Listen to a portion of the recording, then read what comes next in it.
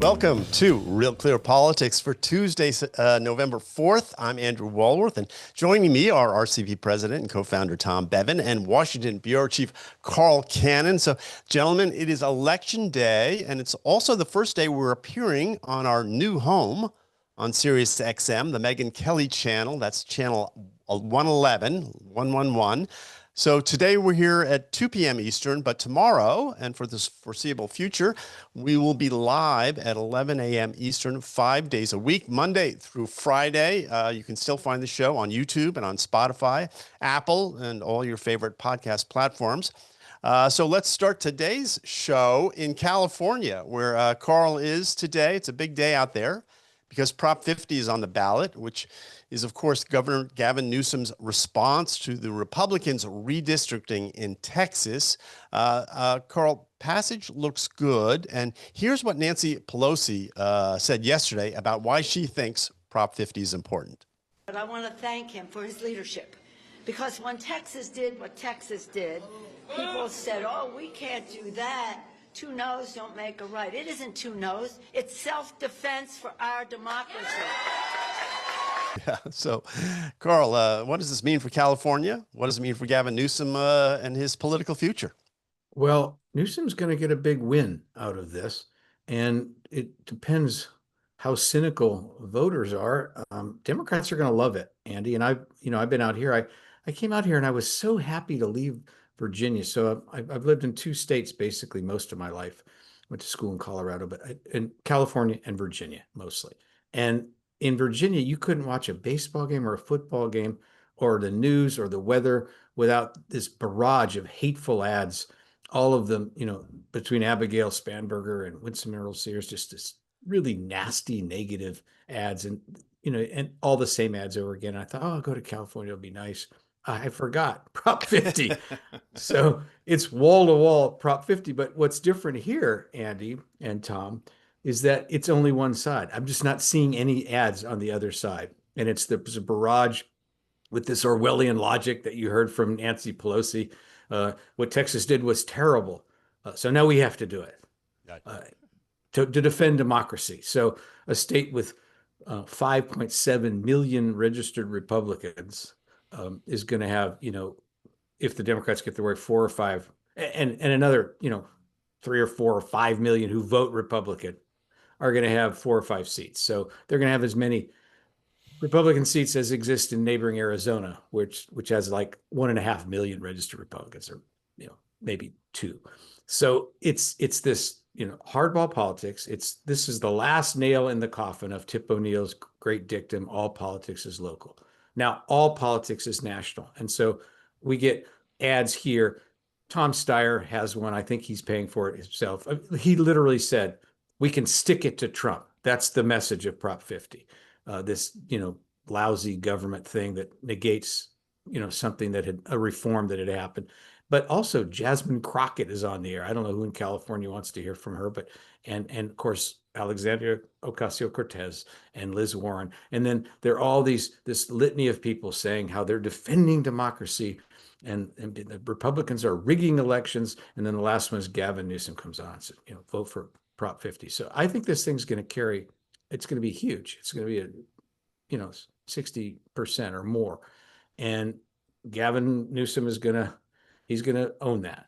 But now you have other states doing it. And I just, this is something that the 40% of us Americans who think both parties lost their way, this is just going to confirm what we think. These parties are cynical. They don't really care about the country. All they care about is beating the other side. Yeah. Well, Tom, this is how the LA Times put it. They said critics of the governor see a power-craving politician chasing headlines and influence.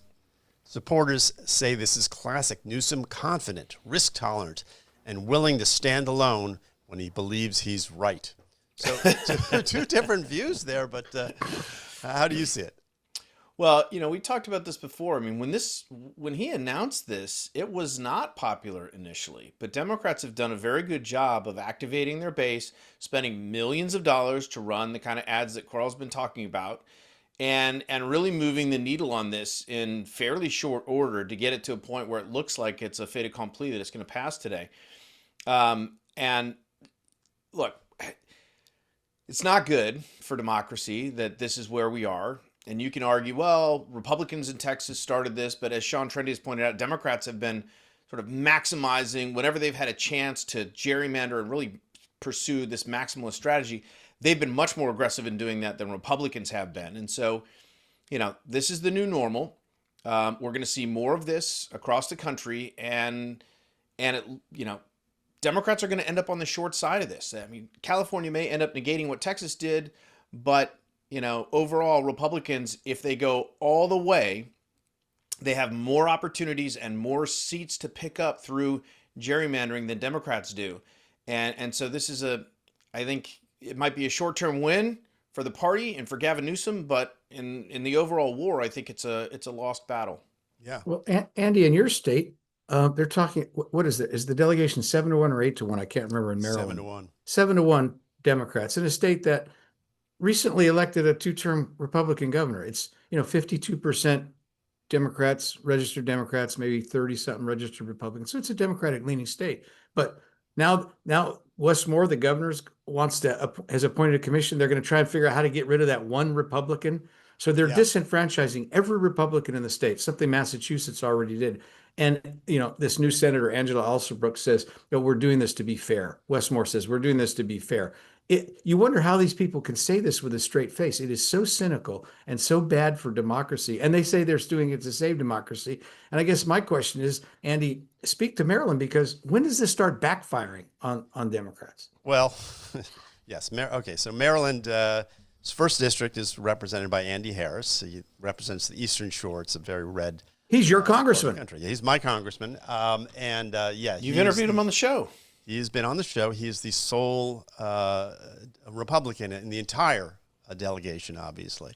And you're right. There was a question of whether or not Maryland would sort of get on the bandwagon. They've been pushing. People on the Hill have been pushing for this. And Governor Wes Moore did come out with the idea that he was going to have this 5-member advisory commission to sort of think about this. Turns out they're all Democrats, and it is led, as you put out, as you said, by Angela Alsabrook. She's our new junior Democrat senator. This is what she said. She said, "Let me be clear, Maryland deserves a fair map that represents the will of the people. That's why I'm proud to chair this commission. Our democracy depends on all of us standing up in this moment." It's... I just wonder. No Republican Congress people from the state of Maryland represents. That's representing the interest of. Yeah. That's fairness. Yeah. And the Democrats outnumber the Republicans. It's about 2-1 in the state. But all those independents, to your point. Now there is a question of whether there'll be a legal challenge to this, because they tried to do this before and a judge stopped them. So it's not a fait accompli, but it is kind of remarkable. And, well, can I ask you guys something about this? So when you see a Democrat do this, Gavin Newsom's presidential ambitions are not a secret. But now, do we think, okay, Wes Moore is trying to be on the ticket? He may run for president, or he's setting himself to be vice president. Is this the new litmus test for the Democratic Party, that you have to go all in on extreme, cynical gerrymandering, or you're not a national politician? Is that really where they are? I don't know. In Wes Moore's case, it's not a profile in courage. I mean, he could have stood up and said no. And they do have 7-1. I mean, it is not as if the state has not been gerrymandered about as far as you can go. So I don't know if this has to do with his presidential ambitions or just the pressure he was feeling from Democratic establishment, because they were really pushing him to do this. I thought maybe they would find at least one Republican to sort of go along on the commission, but it really is it's machine politics. Well, but what go ahead, Tom. Sorry. To answer your question, Carl, I think any Democratic governor who's running for president in 2028 will do this, and I think that's J.B. Pritzker's doing it in Illinois. He's definitely running. Gavin Newsom, Wes Moore.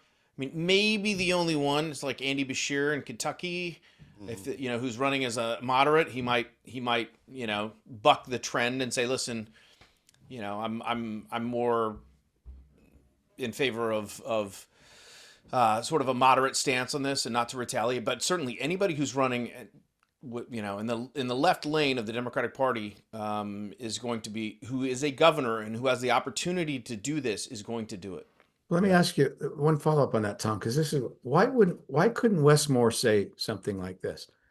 I'm not questioning what Gavin Newsom did. Governor Newsom knows his state.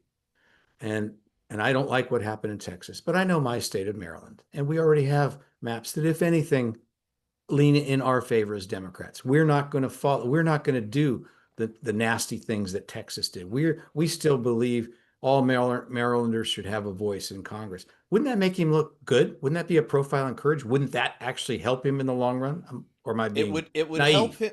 It would help him in a general election setting. It would help him with independence, but that's the rank and file Democrats and progressives would say, you're weak. That is capitulation to Republicans. We've had too much of that already. We can't have any more of that. You're not willing to fight Donald Trump, so therefore you're disqualified. Yeah. Well, Carl, I want to get back to California for a second, because I want to know what happened to the opposition. You had Charles T. Munger, who has more money than God. You had the former House Speaker, Kevin McCarthy, and you had Arnold Schwarzenegger. All were going to lead the opposition to this, and they were starting with the advantage. I mean, those early polls, remember, they were like 60-40 against this, against Prop 50.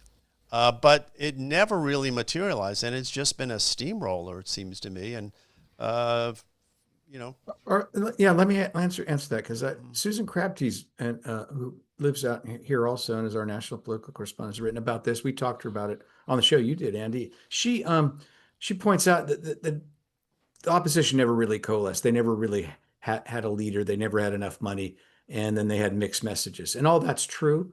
But just think of the names you mentioned. The first name you mentioned, nobody's ever heard of. Even in California, he's not well known. Who was the other person you meant? Kevin McCarthy, the ousted former speaker who never ran never won statewide, and Arnold Schwarzenegger. Now, Arnold is 78 now, a former action star. He was once the most popular person in California, in politics or out of politics, and he won governorship, and he was a Republican, but he was really kind of an independent-minded person. And he's the one who, as governor, got these reforms. But he didn't leave office as a popular governor. You've got a whole generation of California voters who don't really know anything about Arnold, don't remember he was governor, don't know much about his movies. They're starting to remake some of the movies. They know I'll be back. Terminator's timeless. Maybe I do and you do, Tom. I'm not, but my point is that this party here, the Republican Party, doesn't have a charismatic leader. It doesn't have anybody like Ronald Reagan, who, when he was out of office, sort of governor in waiting or president in waiting. There's nobody like that now in the Republican Party here. But I still don't think it would have mattered. It's a heavily Democratic state. You had all this money. The teachers union put all this money into it. They overwhelmed the other side with ads. And to the point both of you are making, this good government argument that I'm making, it seems passé right now. It doesn't seem to be where either party is, or activists of either party. And it's hard. You're trying to motivate, good, squishy, good government people like me to go to the polls against these impassioned progressive base in an off-year election. So I know the early polls showed some skepticism, but I think I was doomed to fail. I think it was doomed. The efforts to keep the status quo were doomed to fail. And the other thing that they did here was clever. They said, "Oh, this is not permanent. It's only for the next 3 elections." And so you left an out for people to say, "Okay, I guess this is all right. We'll see how this goes. It's not permanent. It's not terrible." Well, and the last thing that I'll say in this, and Carl mentioned, this is like not just an off year. This is an off year. I mean, I wonder how many people are actually going to go to the polls and vote. You might have a couple million people in California deciding the fate for all 55 million, or whoever actually turns out to vote, in 2026 or 2028. Yeah, so that's a good point. I mean, this is like, it'll be interesting to see tomorrow what the turnout is on this, how many people actually showed up to vote on this. And voted in favor of this and changed the law in California. So this, I think, is the current state of play. Here's where we are. The GOP has added 9 seats between Texas, Missouri, Ohio, and North Carolina. Democrats have added 5 seats in California, and they picked up one in Utah because the judge a judge there sort of rejected the Republican plan. So I guess it's about 6 to 9 right now.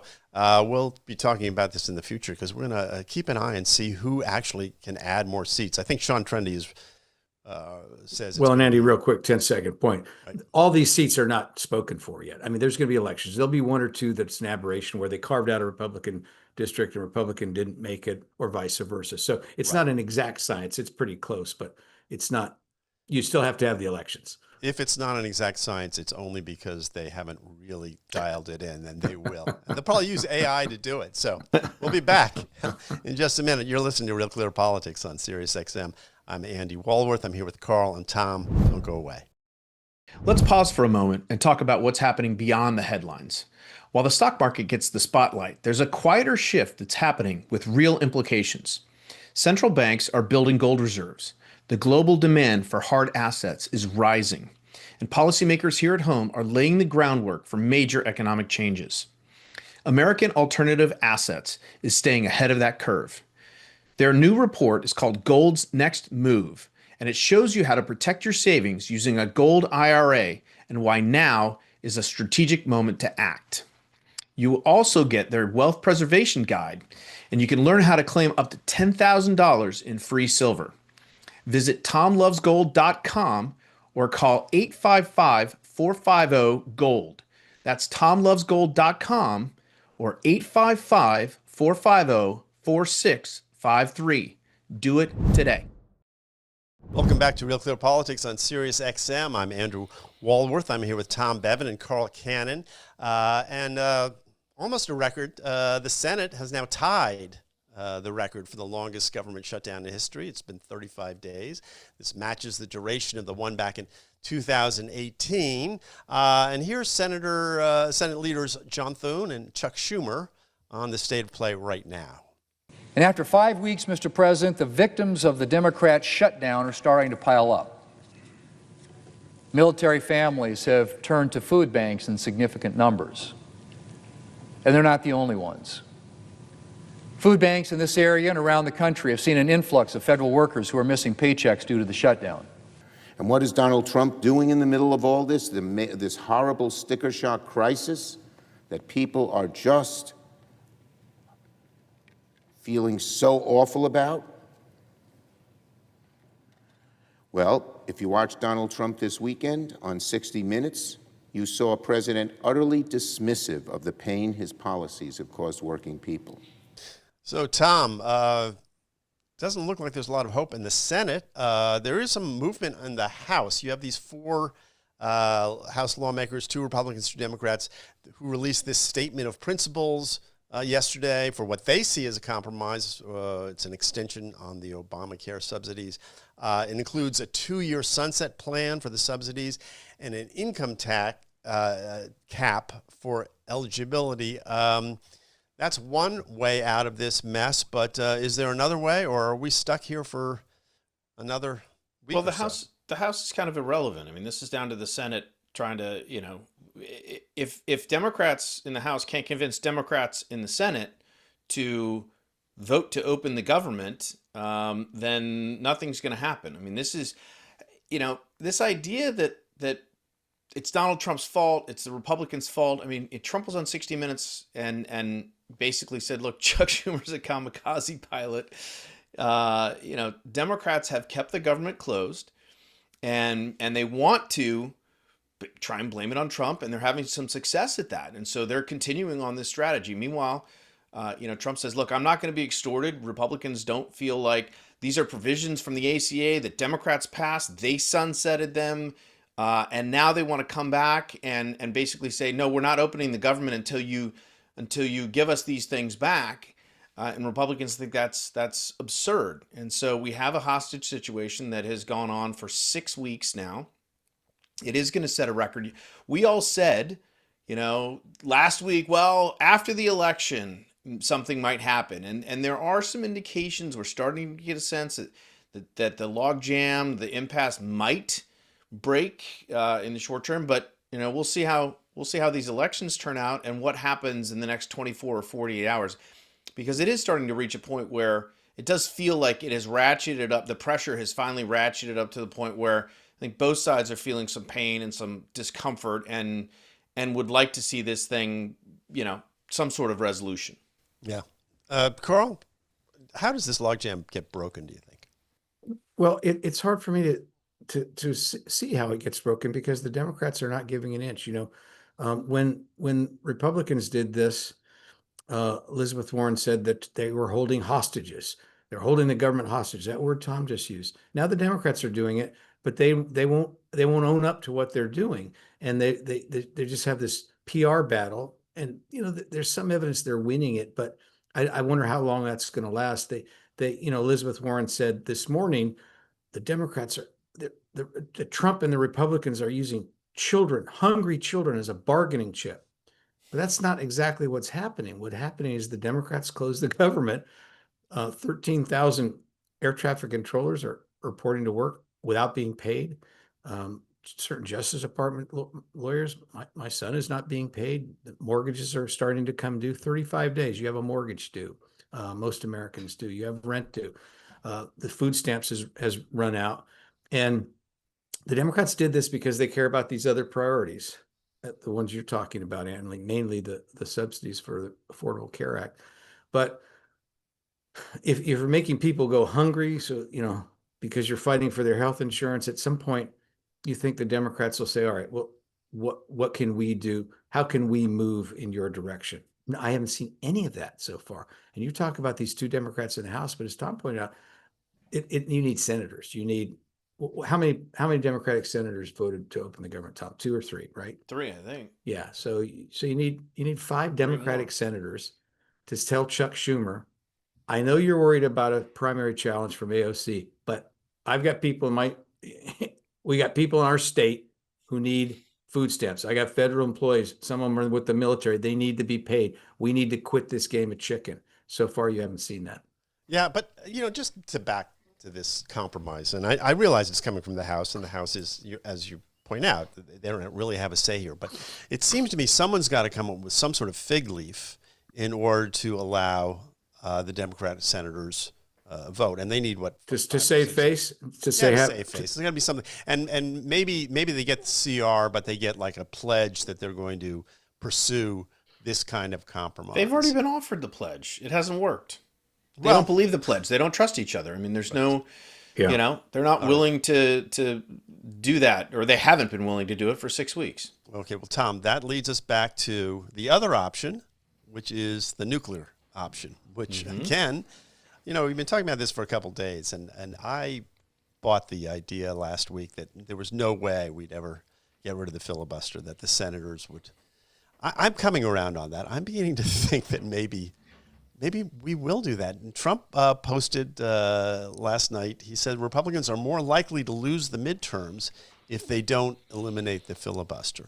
So Trump is really all in on this idea of getting rid of the filibuster. And I'm just wondering, you see this, play it out. As long as the Democrats won't go along with the CR, as long as the Republicans won't change the clean CR, this is starting to look like maybe the only option. Tom, what do you think? Yeah, I mean, there was Republican resistance, but maybe that resistance is softening. I saw a piece, I think it was in the Washington Times, Kerry Pickett maybe, saying time to nuke the filibuster. So you're starting to see this in sort of the right-wing commentariat getting on board with this idea. There are plenty of Republicans who still think it's a mistake. The question is, Trump says, we're going to lose the midterms. Well, the House is already sort of in play. But the Senate is a tougher, we've talked about that the map does not favor Democrats. Democrats would have to pick up, a net of like 5 or 6 seats in order to win the majority. So Republicans, if they manage to keep the House and they nuke the filibuster, Trump is still president for 2 years, they could absolutely just jam a bunch of stuff through. That would be... Well, they can't, because Trump can veto it. No. If Republicans keep the House, they're going to keep the Senate, most likely, no matter what. And then Trump's still in office for 2 more years, you jam a bunch of stuff through. The problem is, if they do lose the House, then suddenly that plan falls apart and we have divided government and nothing will get done because nothing will come out of the House and the Senate won't be able to do it. Andy and I are on record. We like divided government, but let me ask you guys a question because I was thinking about this last night. When Richard Porter wrote this column for Real Clear Politics, he's a friend of the show. We've had him on. That this was maybe the Democrats' game. A week before Trump posted this. Yeah, maybe the Democrats because he saw it coming. Maybe this was the Democrats' game to force this issue because they've never liked the filibuster. Here's my question. Could the Republicans in the Senate nuke the filibuster, open the government, and then reinstate the filibuster? Well, yeah, possibly. What's to stop them? I guess they could do that. I don't know. Well, guys, I want to talk about another story, Tom, because this is in your backyard. And this is just amazing to me. You can explain this. This is your hometown. It appears that Representative Jesus Chuy Garcia, he's the Democratic representative in the 4th District there, Chicago. He filed to run for a re-election on October 27th. And now it looks like he's arranged with his chief of staff for him to pull his name just before the deadline so she could apply. The deadline was yesterday. And now she is going to run for the seat. Her name is Patty Garcia. She's no relation. Do I have that right? And Dr. Patty Garcia. Dr. Patty. She's got a PhD in educational studies, Andy. Okay. Same as Jill Biden. Dr. Patty. And that's Don't let her operate on your open heart surgery. Very rigorous intellectual discipline, as everyone knows. Well, whatever. Do I have this story right? Yes. That's what's happening. And even for Chicago, it's kind of shocking. I mean, leave it to Chicago to plumb new depths of corruption. We always now we've seen, right? We've seen seats get passed on. John Dingell to Debbie Dingell. We just saw an election that took place in Arizona, right? Raul Grijalva died while he was in office. His daughter ran for that seat and won it. But this is different, right? This was a scheme cooked up by Chuy Garcia. So he's a representative. So Chuy Garcia has been in local politics for a long, long time. He ran against Rahm Emanuel back in 2015. And basically pushed Rahm into a runoff that Rahm then won. But then he turned around and ran for Congress based on his increased profile, heavily Democratic district, and now he schemed this up so that he drops out. His chief of staff can file. Nobody else was running against him because he said he was running for re-election. So it's not like there were any other Democrats that were out there interested in this seat. They would have been if he had announced that he was retiring, but no, it's a bait and switch. And now his chief of staff is basically a shoo-in to win re-election next year because of the way that the sort of underhanded way that they went about this. It's astonishing. Even by Chicago standards, it's kind of like a little bit, makes you look twice. With the added wrinkle, she has his same surname. But Andy, I'm sure but no relation, right? Yeah, but my point is some voters are going to be confused and just go in there and mark for Garcia the way they did before. That's how Mark Warner got to be a senator in Virginia. People thought they were voting for John Warner. I'm sure though, you guys, we should give the benefit of the doubt. I'm sure he's doing this to save democracy, Tom. Clearly, this is is an effort to save democracy from voters. I mean, it's a Democratic district. This is the thing. It's like, it's not like a Republican's going to take this seat. Why not give voters in it shows utter contempt for your constituents that you would not, and you know what? Let her run. He endorses her, as you mentioned, Carl. She's got the same name, so it's very likely she would win. Why do this?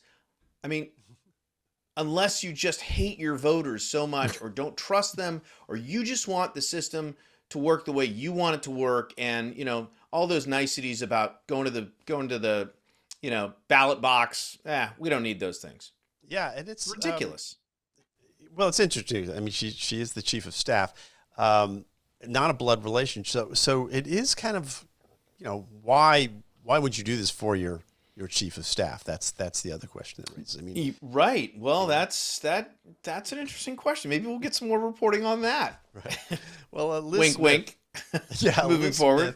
Smith, who is a Democratic political operative out there, she wrote on X, "This is gross and why people hate politics. Chewy ran as a man of the people, but he's acting like a cog in the machine." And he's received criticism from Democrats, local Democrats as well. Alderman, I think it was Alderman Ray Lopez criticized him because even by Democratic standards, they're like, dude, come on, this is ridiculous. Well, my question is, it doesn't sound like machine politics to me. Machine politics would mean that there's someone out there who's like organizing this behind. This sounds like pretty much it was his decision, and it was a bait and switch. I mean, he did register as if he was going to run, and then withdrew it at the very last minute. And I don't. Carl, You guys got it. You guys are But looking. Trump you may, is the wait, one you who's guys may be ruining looking at this democracy. wrong. It's Donald Trump's fault. Got to give this guy his due. He's managed to do something that's so odious. He's grossed out the Chicago political machine. That's an achievement. That's an achievement. That's true. All right. Well, we'll give him some credit for that. Anyway, Tom, we got to stay on this story because I just got to. It's so interesting, and in politics, you think you've seen it all, and then something like this comes along, and you go, "Wow, Yeah, that's a new grift." So I will definitely keep my eye on this story. I read the local papers every day, so nothing's going to get by me. We'll see how interested the press is in this. yeah. All right. You're listening to Real Clear Politics on Sirius XM. I'm Andrew Walworth. I'm here with Tom Bevan and Carl Cannon. Don't go away. We'll be back with more right after these words. Welcome back to Real Clear Politics on Sirius XM. I'm Andrew Walworth. I'm here with Carl and Tom. And we talked about California earlier at the beginning of the show. We talked about New Jersey, Virginia, and New York yesterday. But it is Election Day. And Carl, you are in California, but you are also a resident of Virginia. So we want to get your views. What do you make of the races? And let's start with Virginia. How do you think it's going to play out? Well, I voted on Saturday at the Arlington County Courthouse, and there was a long line of people. You don't ask people in line who they're voting for, but they all, and with one or two exceptions of the several hundred people I saw, they all look like Democrats to me. Oh, and you're in Northern Virginia, we should say. You're in Arlington. You are in the Political blue hub. profiling, Carl. You're not allowed to do that. Yeah, probably not. I think, Abigail Spanberger has run a smart campaign. She outraised Lieutenant Governor Winsome Earl-Sears, and I won't say out-campaigned her. She didn't outwork her, but she did this kind of rope-a-dope campaign. She didn't say much. She was pressed on issues, including an issue that in Fairfax and Arlington and Loudoun County became an issue, which is how, not just transgender athletes in sports, but men, in the case of Arlington and Fairfax, a convicted sex offender, a man, a specific person, 58-year-old man with a beard and long hair, going into locker rooms in the high school swimming pools that are community centers, basically, and exposing himself to young girls and not being charged because we have these two George Soros-backed prosecutors who don't believe in incarceration. And it was a mess, and this could have hurt Spanberger. The lieutenant governor really pressed it over and over again, and in her debate with Spanberger pressed it. But Spanberger she didn't rise to the bait. She didn't say much. When she asked about it, she gave this convoluted answer. It was hard to understand what she was even saying. But she was ahead in the polls in a state that, all things being equal now, it's a Democratic state. It's not heavily Democratic. It's purplish, trending blue, and especially in Northern Virginia. And she had this lead and she kept it. And I expect that she's going to win and win comfortably. The Republicans think there's a hidden vote there, that in these suburban counties that the people, you get on the polls, and maybe they don't want to tell a pollster, with their wife hearing that they're going to vote Republican, that there's a surge. And in the last several elections, there have been, in some of the statewide elections, a 1 or 2 point surge toward the Republicans, but that wouldn't be enough to help her. To help Winston Earl-Sears, and Spanberger can withstand that. The action turned out to be, weirdly, in this attorney general's race. Now, the AG in Virginia is not normal. It's not a big race. You have these lieutenant governors, you have these two downstate tickets, but a Virginia governor can't succeed himself or herself in office. 4 years and you're out. So the attorney general or the lieutenant governor is usually considered the governor in waiting. So there was all this action in the lieutenant governor in the AG's race between the incumbent Yaris and the challenger Democrat Jay Johns, who of course, and we've talked about this 3 or 4 Jay times Jones. on our show, wants his opponent's children to die in front of their mothers because they're Republicans. And this sort of rendered him, in the eyes of many people, simply unfit for office. Spanberger wouldn't distance herself from him. She said she rebuked him. He apologized, but she wouldn't say he should withdraw. And if there's something that would hurt her that we're not seeing, that would be it. But I expect she'll win, and I expect Jay Johns will lose. But that's depending that there's still ticket spitters left in America, and I think there are, and we'll find out. We'll find out tonight. I think the latest polls, Tom, have the AG's race going in his direction, right? Well, the last poll that came out had Jay Jones leading, which was a change. So I think, it's going to be close. I mean, I was looking at the betting markets. The betting markets have Miyares winning, I think 57% or so. But there's a chance he could still win this race for sure. Mm-hmm. It seemed to me, looking at Virginia, that the Republicans were trying to run on cultural issues, and the Democrats were sort of running away from cultural issues and really wanted to focus on the economy and on the government shutdown and Donald Trump. I think the shutdown hurt in Virginia, hurt Winsome Sears. That's my impression. I mean, it's there's just so much of the vote and in those Northern Virginia counties, and it's so blue now, and they're the most passionate. It's like I just don't know that Republicans are going to get turnout downstate that they need to offset that in any way, shape, or form. But the other thing is that, Carl, you say she ran a good campaign. I think in one sense she ran the safe campaign, and she managed to sort of avoid some of the worst issues. But God, it was an uninspiring race, and she's an uninspiring candidate, it just seems to me. I mean, and in terms of the larger, the national outcome of these 3 elections, let's just talk about New York mayor and the 2 governor races, New Jersey and Virginia. The exciting candidate, the candidate that people focus on, the candidate that's on Saturday Night Live being, parodied, is Mamdani.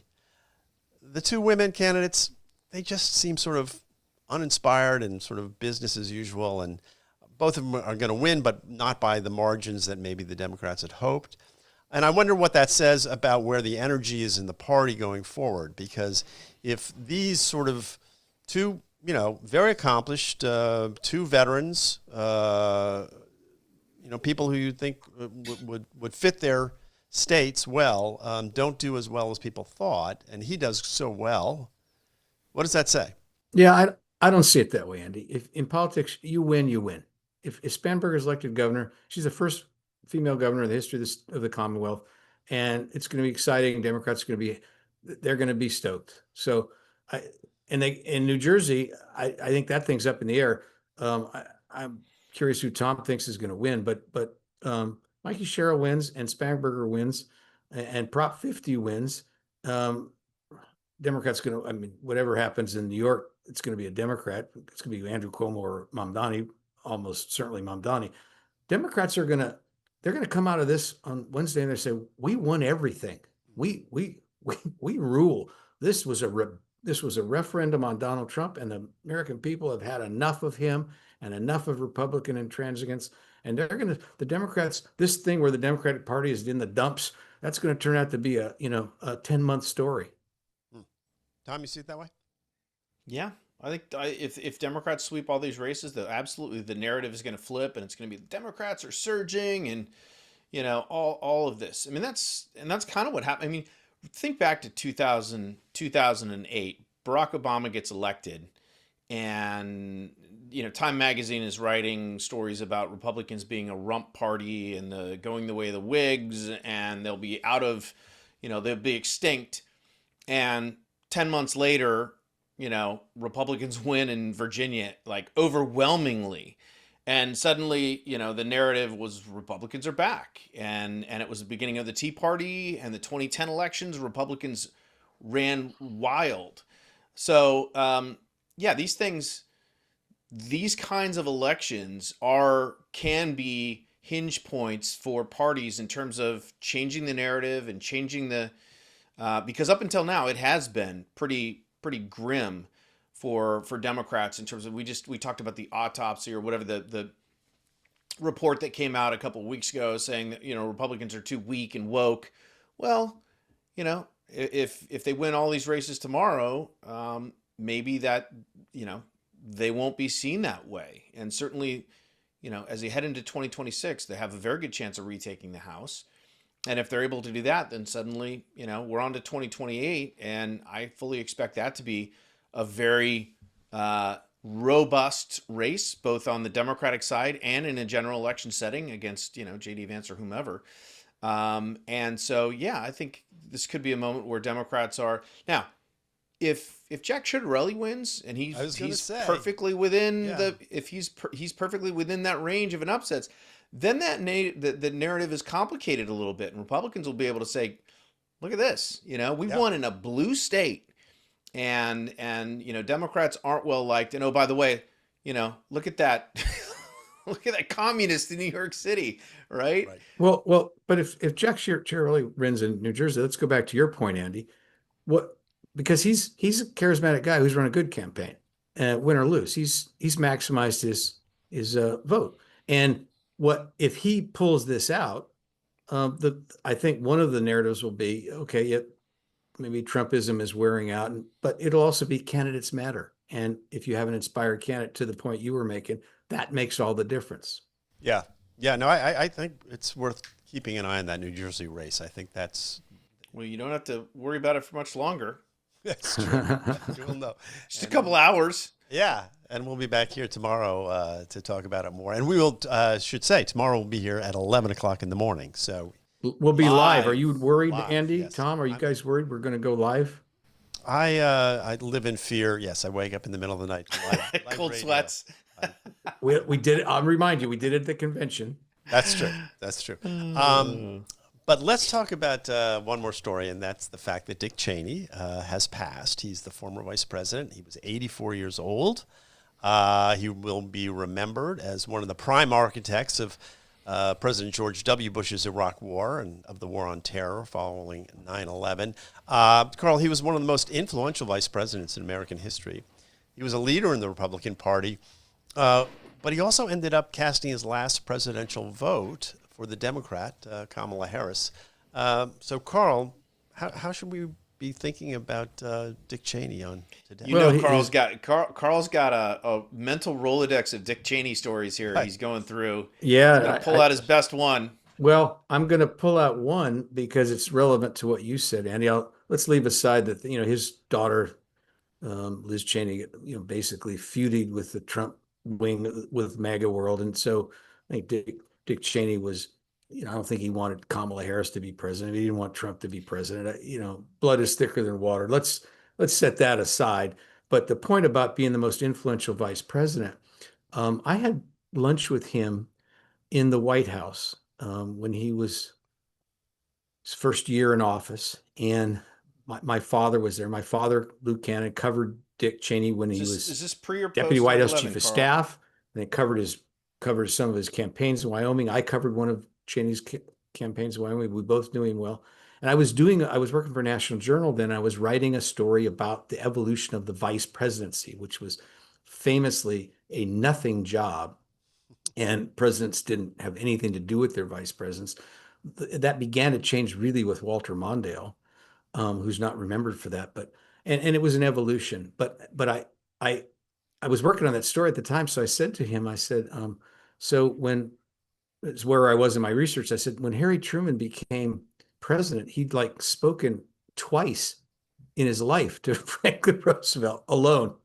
And how many times have you spoken with President George W. Bush?